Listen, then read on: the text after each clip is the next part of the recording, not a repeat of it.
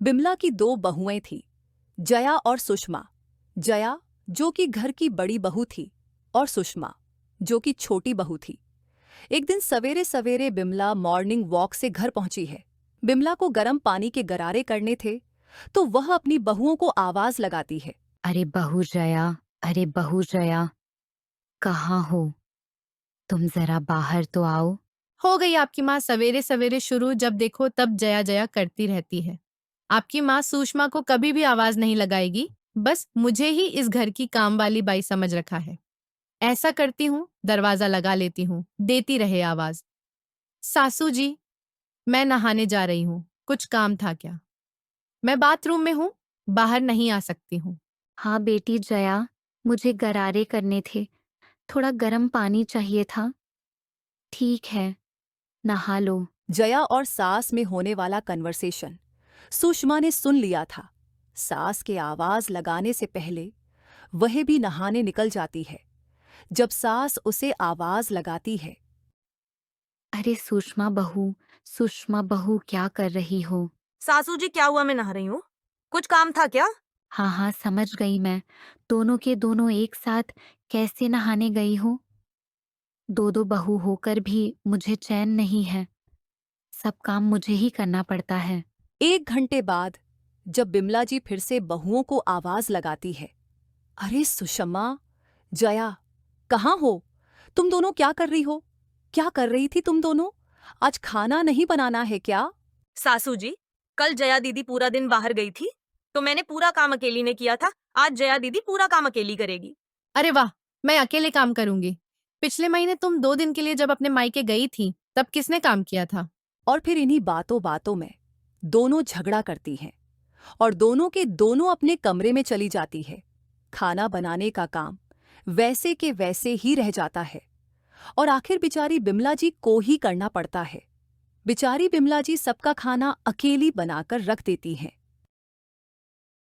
और फिर 2-3 दिन बाद ऐसा हुआ, काम वाली बाई छुट्टी कर देती है तो घर के कपड़े धोना बाकी रह गया होता है। बिमला जी दोनों ही बहुओं को आवाज लगाती है। अरे बहू जया, अरे बहू सुषमा, जरा बाहर तो आओ। दोनों के दोनों सास की बातों को पूरी तरह से अनसुनी कर देती हैं और पूरे 10 मिनट तक सास के लगातार आवाज देने के बाद दोनों एक साथ बाहर आती है और गुस्से से पूछती हैं,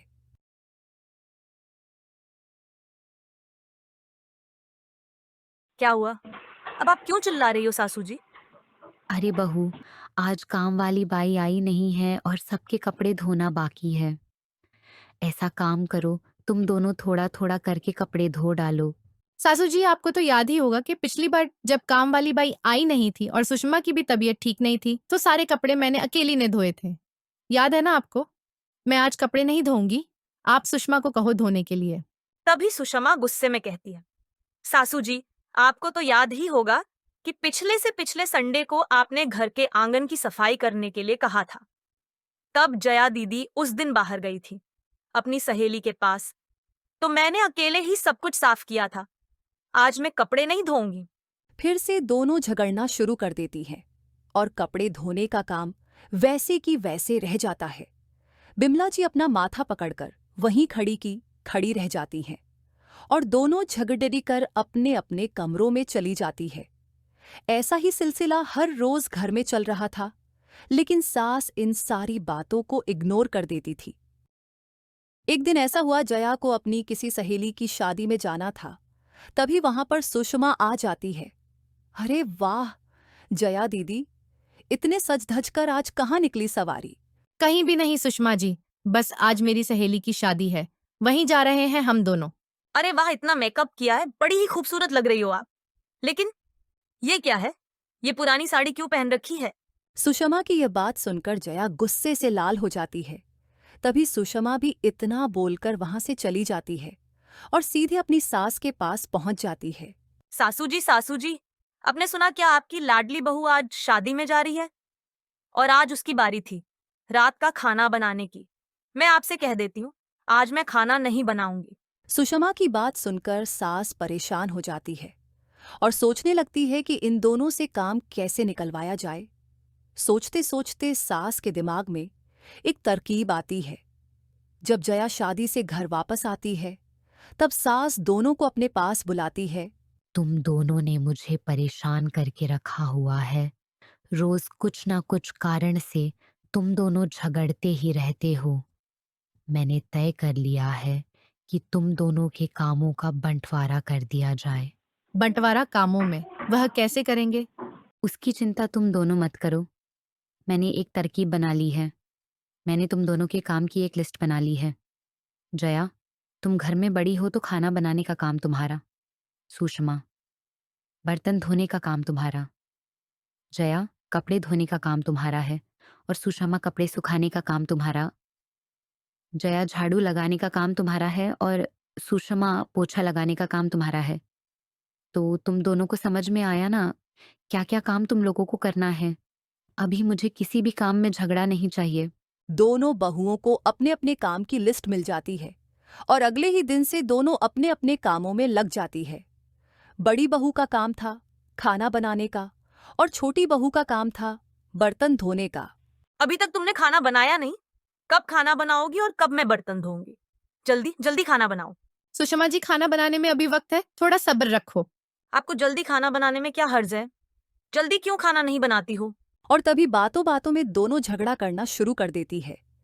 दोनों को झगड़ते हुए देखकर बिमला जी आती हैं और कहती हैं, कब सुधरोगे तुम दोनों? झगड़ा ना हो इसीलिए तो मैंने काम का बंटवारा किया था और तुम दोनों हो कि झगड़ते ही रहते हो। माँ जी देखो ना, ये सुषमा आकर मुझसे झगड़ा करने लग गई। मैं तो अपना काम ही कर रही थी, खाना बना रही थी। अरे माँ जी, मैं तो बस ये पूछ रही थी, जल्दी खाना क्यों नहीं बनाया? क्या है ना, मुझे बर्तन धोने का काम है, तो जल्दी खाना बनाएगी तो जल्दी खाकर मैं बर्तन धोने के लिए लेकर जा सकती हूँ। अच्छा अच्छा ठीक है, झगड़ा बंद करो।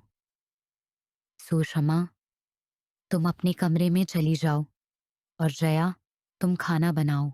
और दूसरे दिन सवेरे जब जया कपड़े धो रही थी तो उसने देखा कि सुषमा और उसके पति के कपड़े अभी तक धोने के लिए आए नहीं हैं। तो जया सुषमा को आवाज लगती है, सुषमा, अरे ओ सुषमा, क्या कर रहे हो? क्या हुआ, क्यों चिल्ला रहे हो जया जी? तुमने अभी तक तुम्हारे और जेठ जी के कपड़े लाकर दिए नहीं धोने के लिए। मुझे कपड़े धोकर बाहर जाना है किसी काम से। हाँ हाँ, लाकर देने वाली हूँ। अभी तक मैंने नहाया नहीं है, थोड़ा समय लगेगा, फिर लाकर दूंगी। अरे महारानी, जल्दी करो, मुझे कहीं बाहर भी जाना है। ये बात सुनकर सुषमा को गुस्सा आ जाता है और वह दोनों वही के वही झगड़ना शुरू कर देती हैं। दोनों बहू की आवाज सुनकर बिमला जी फिर आ जाती हैं। क्या हो गया है तुम दोनों को? जब देखो तब कुत्ते बिल्ली की तरह झगड़ते रहते हो। माँ जी देखो ना, यह सुषमा ने अभी तक कपड़े लाकर नहीं दिए हैं इसने। अरे माँ जी, मैं तो लाकर देने ही वाली थी, उससे पहले ही यह जया जी चिल्लाने लग गई। दोपहर के 12 बजे जया को घर में झाड़ू लगाना था और सुषमा को पूछा। सुषमा जया को आवाज लगाती है, जया जी, अरे ओ जया जी, कहाँ रह गई? झाड़ू नहीं लगाना है क्या? सुषमा की बात सुनकर भी जया अनसुनी कर देती है और सुषमा लगातार 5 मिनट तक जया को आवाज देती रहती है, लेकिन जया कमरे से बाहर नहीं निकलती। बहुत समय तक जब आवाज देने पर भी जया बाहर नहीं निकलती तो सुषमा कहती है, अरे ओ चुड़ैल, क्या कर रही हो? कमरे में बाहर निकल। चुड़ैल सुनकर जया गुस्से से लाल होकर बाहर निकलती है और दोनों के बीच फिर से झगड़ा शुरू हो जाता है। दोनों जोर जोर से झगड़ रही थी। तभी बिमला जी बाहर आती हैं और दोनों को आवाज लगाती हैं, जया, सुषमा, जया, सुषमा, दोनों के दोनों अभी इधर आओ। तुम दोनों सुधारने का नाम ही नहीं ले रही हो। दोनों कान खोलकर सुन लो। अगर इस घर में रहना है तो दोनों को मिलजुल कर काम करना होगा, नहीं तो आज ही अपना सामान उठाओ और अपने पतियों के साथ यहाँ से चलते बनो। सास की चेतावनी से उन दोनों को पता चल गया था कि अगर इस घर से चले गए तो संपत्ति में उनका कोई अधिकार नहीं रहेगा। तो इसलिए उस दिन से दोनों मिलजुल कर काम करने लगती हैं।